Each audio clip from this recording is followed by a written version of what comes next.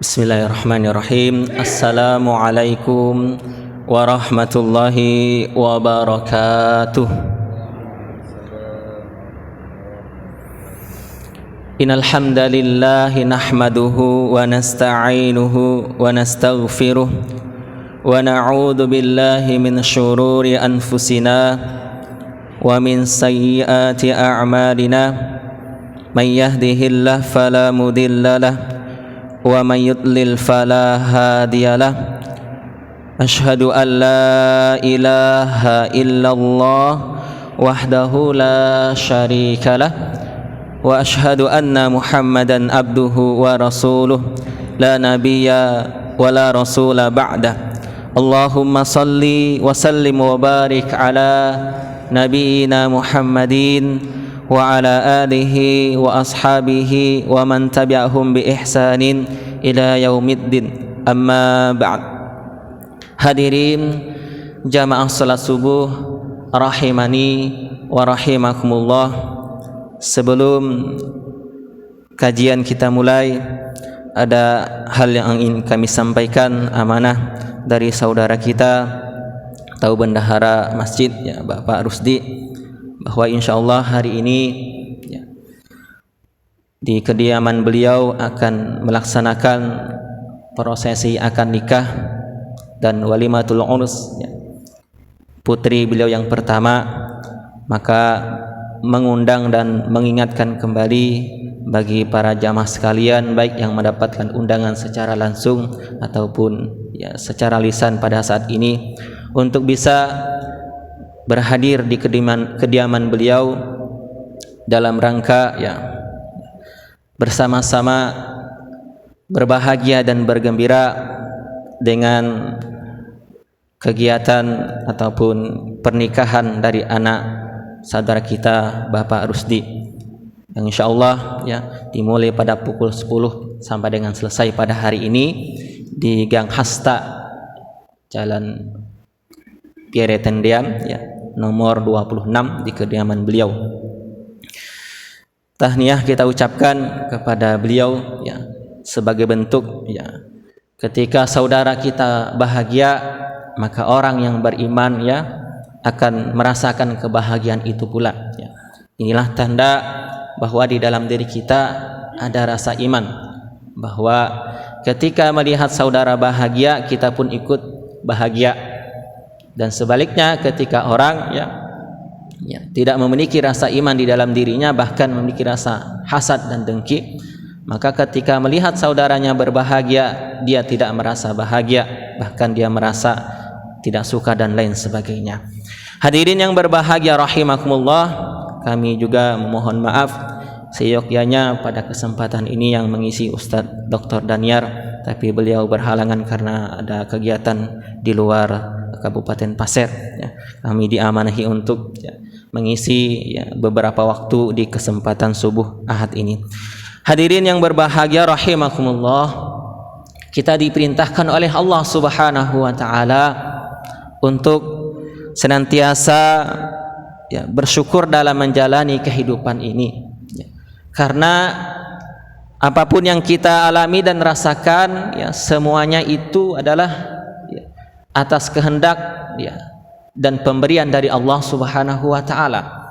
Baik itu yang kita rasakan sesuatu yang baik ataupun ya kita anggap sesuatu yang buruk.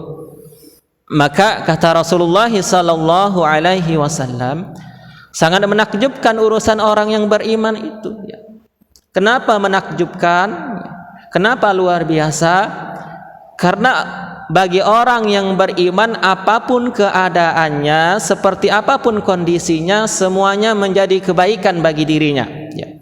Jadi bagi orang yang beriman itu, seperti apapun kondisinya, keadaannya dan kedudukannya, semuanya adalah kebaikan baginya. Kenapa demikian? Karena orang yang beriman itu ketika mendapatkan kenikmatan, dia bersyukur dan itu baik untuknya. Dan ketika mendapatkan ujian, sesuatu yang tidak mengenakan baginya, dia bersabar dan itu pun menjadi kebaikan bagi dirinya. Sehingga apa?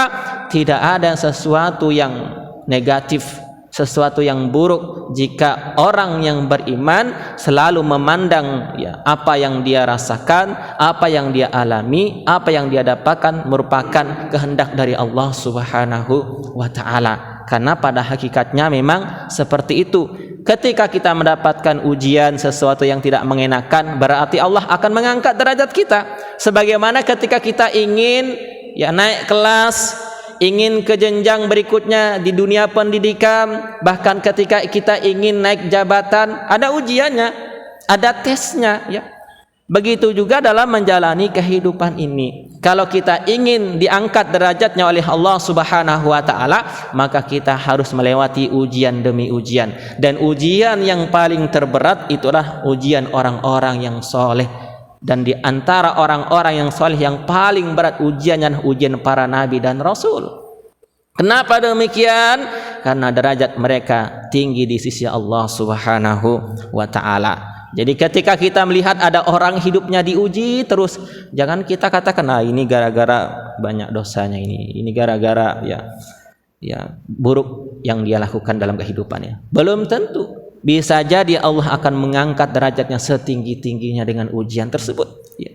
Sehingga ketika dia mampu melewatinya, dan insya Allah Allah itu tahu ya. Ketika Allah berikan ujian kepada seorang hamba, Allah mengatakan la yukallifullahu nafsan illa wus'aha ya.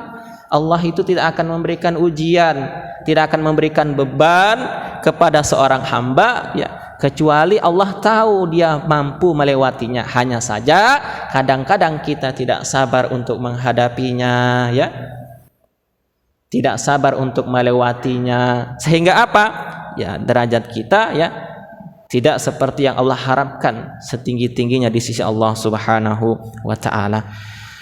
Hadirin sekalian yang berbahagia rahimakumullah, izinkan pada kesempatan ini kami akan menyampaikan terkait dengan hukum keluarga atau perkawinan ya, yang mungkin berkaitan dengan apa yang akan dilaksanakan oleh saudara kita pada hari ini, atau anak atau putri dari Bapak Rusdi ya.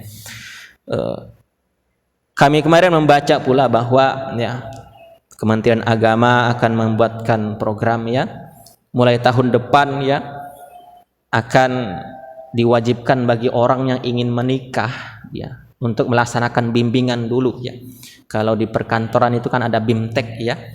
Nah, maka Kemenak dari BIMNASnya ya akan membuat kebijakan atau peraturan bahwa siapa yang ingin menikah mulai tahun depan wajib mengikuti BIMWIN ya, bimbingan perkawinan ya. Ini mungkin ikhtiar ya, ikhtiar dari Kementerian Agama atau pemerintah ya, untuk membekali para calon-calon ya yang ingin menikah atau melaksanakan pernikahan ya. Karena ini penting. Kalau kita ingin kerja ya, kalau kita ingin ya mendapatkan pekerjaan yang lebih baik, kita kan perlu bimbingan biasanya. Ada BIMTEK, ada seminar, ada workshop peningkatan kualitas dan kuantitas dan lain sebagainya ya. Maka seyogyanya dalam kita menjalani satu lembaga yang bernama berkeluarga ya, memang seharusnya seperti itu juga kita harus belajar. Terkadang ya secara mandiri ya tidak bisa belajar dengan baik, bahkan tidak mau belajar ya, mohon maaf. Generasi-generasi muda kita yang namanya ikut pengajian, mendengarkan ceramah tentang agama khususnya terkait dengan bekal untuk menikah itu ya jarang sekali dan sedikit sekali yang mau. Maka ya ikhtiar dari pemerintah ya diwajibkan mengadakan BIMWIN seperti itu, bimbingan sebelum perkawinan ya. Hadirin yang berbahagia rahimakumullah, terkait dengan prosesi pernikahan ya, izinkan pada kesempatan ini kami menyampaikan 3 kemuliaan dan keagungan akad nikah atau perkawinan ya. Setidaknya ada 3 ya kemuliaan dan keagungan akad dari sebuah pernikahan. Sebagaimana yang kita ketahui, pernikahan atau perkawinan ini termasuk dalam fikih muamalah ya, yang mana ya ada istilah akad ya. Sebagaimana yang kita ketahui, yang biasanya disampaikan oleh Ustadz Daniar ya, bahwa dalam muamalah masalah ekonomi juga ada akad. Tapi ada perbedaan akad antara pernikahan dengan akad yang berkaitan dengan harta benda. Kalau akad terkait dengan harta benda, ekonomi dan lain sebagainya, tidak perlu ada prosesi-prosesi tertentu sebagaimana akad dalam pernikahan, ya. Dan juga ya ketentuan-ketentuan yang lainnya tidak seketat ya akad dalam pernikahan. Kenapa demikian? Karena menandakan bahwa yang namanya pernikahan ini sesuatu yang ya Allah tentukan ya bagaimana cara dan ketentuannya sedemikian rupa sehingga ya akad tersebut ya tidak seperti akad-akad dalam muamalah yang lainnya ya. Maka di antara kemuliaan dari akad pernikahan atau perkawinan adalah yang pertama bahwa akad ya nikah merupakan perjanjian yang suci ya, perjanjian yang suci dan juga kokoh ya, sebagaimana firman Allah Subhanahu wa taala di dalam surat yang keempat ya ayat yang ke-21 surat An-Nisa ya, Allah Subhanahu wa taala mengatakan dalam firman-Nya, wa kaifa ta'khudunahu wa qad afdha ba'dukum ila ba'din wa akhadna minkum mitsaqan ghalizan, dan bagaimana kamu akan mengambilnya kembali padahal kamu telah bergaul satu sama lain sebagai suami istri dan mereka istri-istrimu telah mengambil perjanjian yang kuat, ikatan yang kokoh dalam pernikahan dari dirimu ya. Jadi istilah yang pertama terkait dengan akad pernikahan adalah akad yang bersifat mitsaqan ghalizan. Artinya apa? Ikatan yang sangat kuat sekali, yang seharusnya ikatan tersebut jangan sampai lepas ya. Sehingga asas ataupun ya ketentuan asal dalam pernikahan itu adalah ya ikatan yang tidak boleh lepas ya. Ikatan yang tidak boleh lepas. Artinya apa? Ketika sudah mengucapkan ijab dan qabul, maka sejak saat itu antara seorang laki-laki dengan perempuan yang awalnya tidak ada ikatan yang sangat erat ya, yang awalnya hanya ikatan saudara sesama mukmin, sesama muslim ya, hanya sebagai sebangsa dan lain sebagainya, sesama manusia, maka ketika mengucapkan ijab dan qabul, maka ikatan mereka tidak hanya sekedar saudara sesama muslim lagi, bukan hanya sekedar saudara sesama mukmin lagi ya, bukan hanya sekedar saudara sebangsa dan sebagainya, tetapi ada sebuah ikatan yang mengikat mereka, yaitu ikatan suami dan istri. Dan ini ya sesungguhnya tidak boleh sampai lepas. Makanya di dalam undang-undang kita ya, undang-undang ya nomor 1 tahun 74 menyebutkan bahwa di dalam pasal yang pertama ya pernikahan atau perkawinan itu kan ikatan lahir batin antara seorang laki-laki dengan perempuan ya, yang tujuannya membentuk keluarga yang bahagia berdasarkan ketuhanan yang Maha Esa ya, dan kekal abadi ya. Artinya apa ya? Diharapkan ya pernikahan itu kekal sampai akhir hayat ya. Itu tujuan dari ya sebuah perkawinan, yaitu ikatan antara seorang laki-laki dengan perempuan. Kemudian keutamaan atau kemuliaan yang kedua ya, bahwa dalam agama Islam ya yang namanya pernikahan setelah prosesi akad, maka segala sesuatu yang dilakukan dalam kehidupan rumah tangga itu merupakan ibadah kepada Allah Subhanahu wa taala. Maka ya sebagai orang yang beriman, hendaklah ketika menikah motif utamanya adalah beribadah. Makanya ketika Rasulullah menentukan kriteria ya, kriteria ketika mencari jodoh ada 4, 5 liha, wali jamaliha, wali hasabiha, wali diniha ya. Fadfar bidati din taribat yada, kata Rasulullah sallallahu alaihi wasallam. Pilihlah pasanganmu, atau di sana ya secara khusus pilihlah wanita dengan 4 hal. Pertama dengan ya kecantikannya, hartanya, nasabnya, agamanya, dan ambillah ya yang agamanya baik ya. Jadikanlah agama sebagai kriteria yang utama dalam memilih pasangan. Kenapa? Karena itu yang akan menyelamatkan kamu, kata Rasulullah ya. Maka ya, ketika ini motifnya menikah karena beribadah kepada Allah, maka dapat dipastikan sejak awal membentuk kehidupan rumah tangga bernilai kebaikan, bernilai pahala di sisi Allah Subhanahu wa taala ya.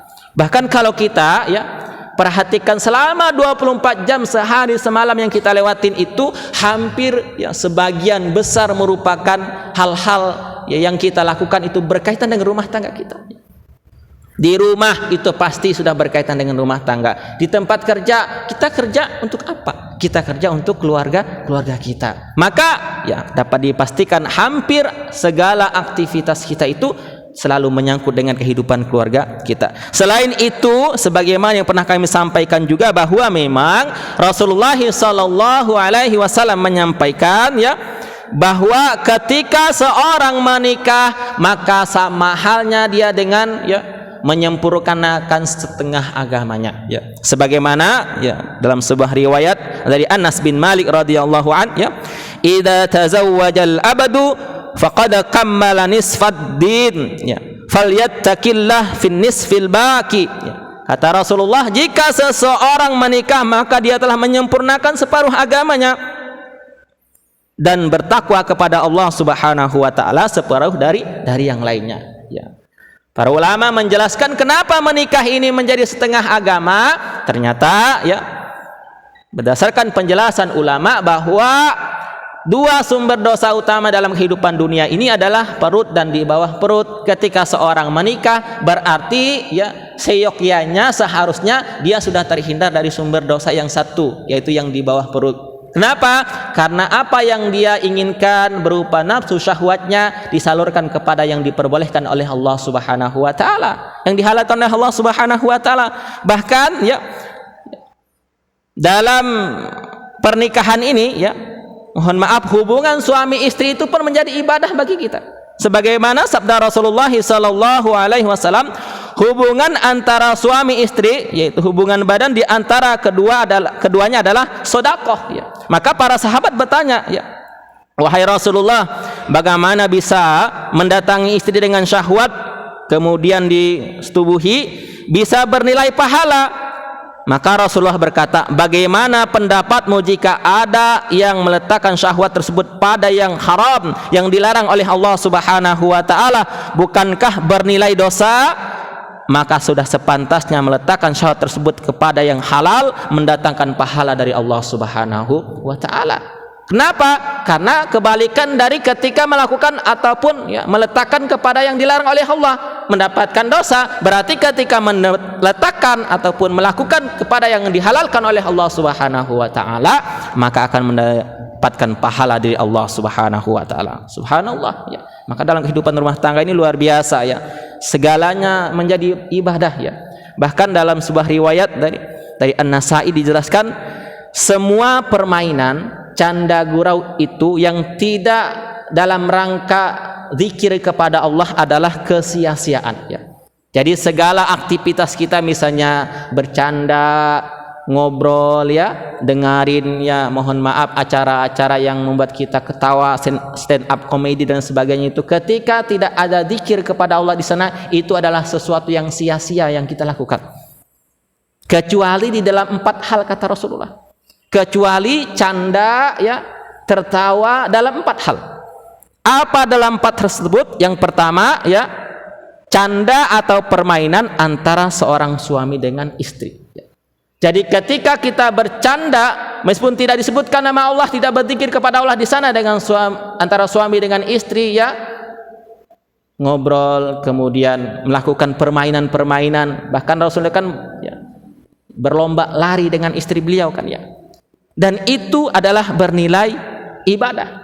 Kemudian yang kedua adalah berlatih kuda. Yang ketiga berjalan di antara 2 jalan ya.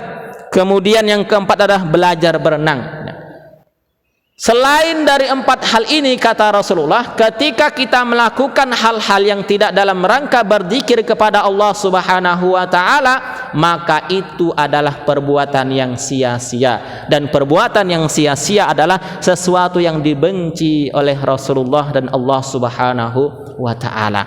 Ini yang kedua, bahwa pernikahan dalam ajaran Islam adalah sesuatu yang bernilai ibadah dan tujuannya ibadah kepada Allah Subhanahu wa taala. Yang ketiga atau yang terakhir dari keutamaan dan kemuliaan sebuah akad pernikahan adalah Islam memandang akad nikah sebagai upacara serah terima.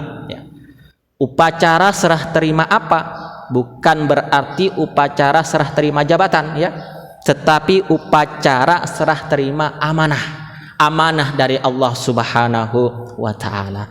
Ketika seorang ayah menikahkan putrinya dengan seorang laki-laki, maka berarti amanah dari seorang ayah ini dilepas dan dilimpahkan kepada sang suami yang nanti menjadi suami dari sang putrinya. Jadi amanah yang selama ini mungkin seorang bapak berkewajiban secara penuh mengingatkan putrinya untuk menjalankan perintah Allah, mengingatkan melaksanakan sholat, mengingatkan untuk menutup auratnya, menjaga pergaulannya, menjaga diri. Maka setelah akad nikah, ya, kewajiban dan aman tersebut, ya, lepas dari seorang bapak, ya, kemudian berpindah kepada suami dari sang putrinya.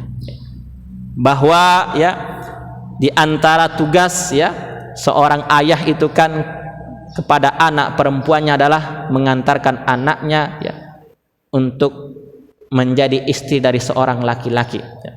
Sehingga, ya, sejak saat itu mungkin beban dan tanggung jawab seorang ayah tidak seberat ketika dulu putrinya belum memiliki suami.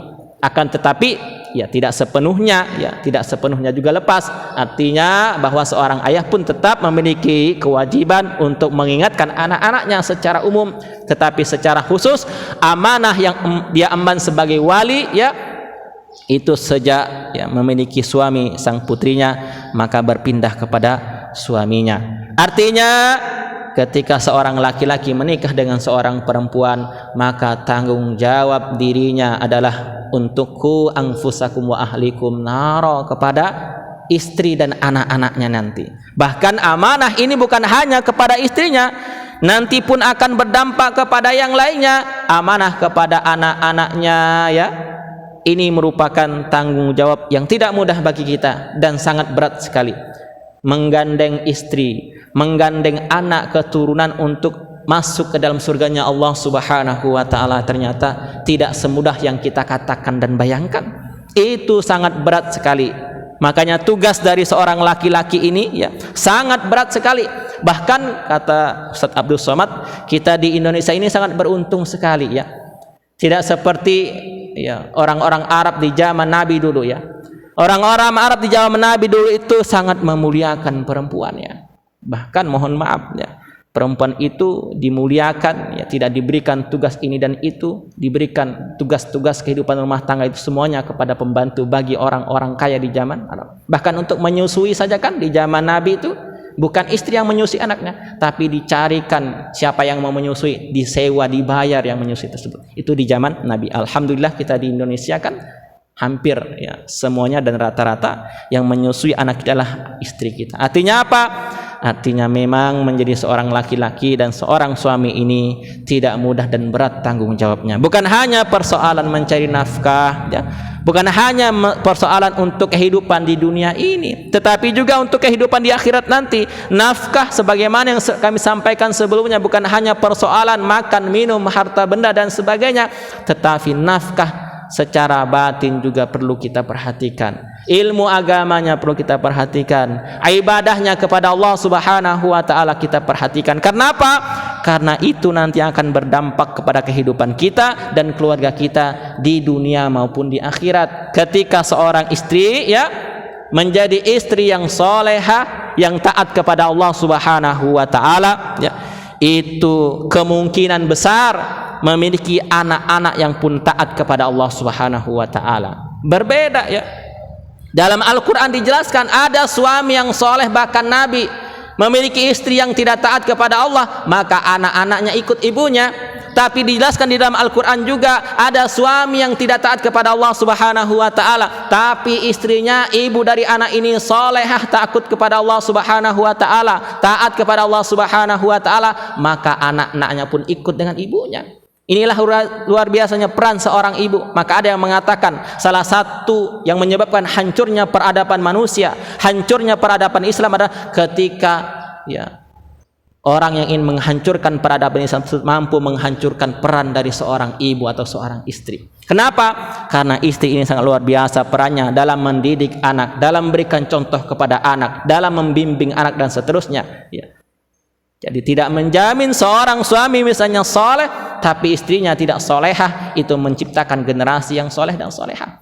Tapi insya Allah berdasarkan contoh dari Al-Quran, ketika seorang ibu senantiasa taat kepada Allah, di dalam doanya mendoakan anak-anaknya, di dalam sujudnya mendoakan anaknya, maka itulah yang menyebabkan langit bergetar dan mengabulkan permohonan dari sang ibu tersebut. Sehingga apa? Melahirkan keturunan yang soleh dan soleh yang taat kepada Allah Subhanahu wa ta'ala. Maka pantaslah kata Rasulullah, ketika memilih pasangan, pilihlah pasangan yang agamanya baik, karena itu yang menyelamatkan kita dalam kehidupan di dunia dan akhirat. Mungkin ini yang dapat kami sampaikan pada kesempatan ini sebagai pengisi waktu yang seyogyanya Ustadz Dr. Daniar, tapi karena beliau ada kegiatan di luar Kabupaten Pasir. Semoga apa yang kita lakukan ini pertama menjadi kebaikan dan bernilai ibadah di mata Allah Subhanahu wa ta'ala, serta sebagai pengetahuan dan modal dalam menjalani kehidupan kita di dunia ini. Kalau kita sudah menikah, tentu anak keturunan kita suatu hari akan menikah, dan kita mungkin memiliki tanggung jawab dan peran untuk mengambil keputusan dalam pernikahan anak keturunan kita tersebut. Kita sempurnakan dengan doa kafaratul majlis. Subhanakallahumma wa bihamdika asyhadu an la ilaha illa anta astaghfiruka wa atubu ilaik. Akhiru da'wana alhamdulillahi rabbil alamin. Demikian yang dapat kami sampaikan. Mohon maaf atas segala kesalahan. Terima kasih atas segala perhatian. Aqulu qauli hada wastaghfiruh innahu huwal ghafurur rahim. Assalamualaikum warahmatullahi wabarakatuh.